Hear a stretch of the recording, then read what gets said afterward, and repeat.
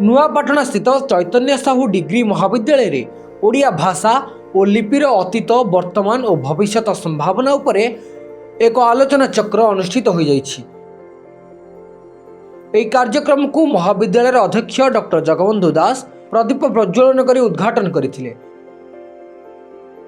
एही कार्यक्रम को भाषा और साहित्य विभाग मुख्य प्राध्यापक जगत वल्लभ पाणिग्राही परिचालन करथिले।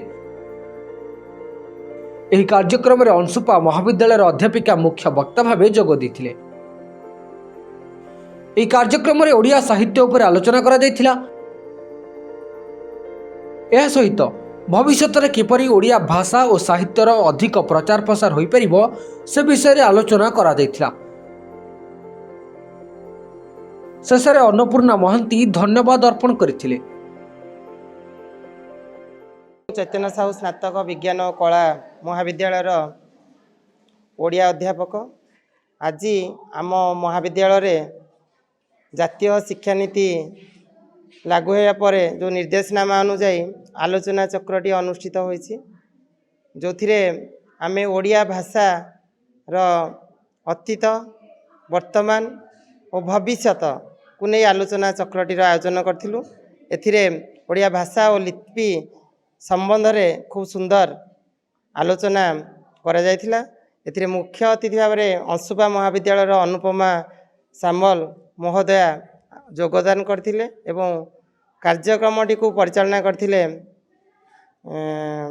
आमर अध्यक्ष जगबंधु दास एवं मो सहकर्मी अन्नपूर्णा महांती एवं छात्र छात्री माने एथिरे बहु संख्यार योगदान करी ओडिया भाषा लिपि तार अतीत वर्तमान और भविष्य संपर्क में आलोचना करिथिलु एवं सेथिरु से माने किछि शिखिबार अवसरटी पाइथिले। धन्यवाद। श्री जगबंधु दास चैतन्य साहू कला और विज्ञान महाविद्यालय नुआपाटनार अध्यक्ष दायित्व रे अवस्थापित।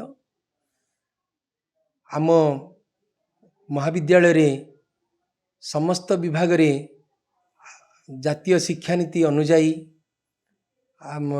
सेमिनार अनुष्ठित हो जाइछि एवं विशेष करी समस्त विभाग रे सुंदर भाव रे पिला माने एवं बाहर महाविद्यालय मानकरू आसीथिबा अध्यापक मानकर ज्ञान आलोचना ये संपर्क रे ए पिला माने उपकृत होइछन्ति। आम महाविद्यालय रे सरंडा महाविद्यालय रु आसीथिबा अध्यापिका अनुपमा सामल मैम आज ओडिया सेमिनार रे तांकर सुंदर वक्तव्य रखिछन्ति। ओडिया भाषा और लिपिर अतीत वर्तमान और भविष्यत संपर्क रे पिला माने आम विभागर अध्यापक अध्यापिका तथा मुख्य अतिथि अनुपमा मैम सुंदर भाव रे तांकर तथ्य उपस्थापना करिथिले। ओडिया भाषा को आगु को बढ़िबारे निश्चित भाव रे एहा सहायक हबो मु आशा रखुछि। मु युक्त 3 प्रथम वर्षर छात्री अटे।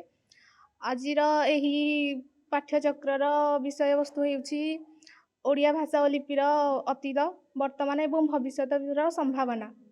एही पाठ्यचक्र रे योगदान दैछन्ति आमर शिक्षक महोदय एवं शिक्षयित्री समस्ते। जेहेतु आम पाई एटा प्रथम वर्ष एवं प्रथम थर से आमको बहुत खुशी अनुभव होचु एवं आमे भी यही पाठ्यचक्रु किसी शिक्षणीय जिनस ग्रहण करिछु। आउ जेहेतु आमे ओडिया आम भाषा बढ़िया आमे भी बहुत बढ़िया एति कही मो वक्तव्य शेष करछि। जय हिंद, वंदे उत्कल जननी। Bureau report Sunstar digital.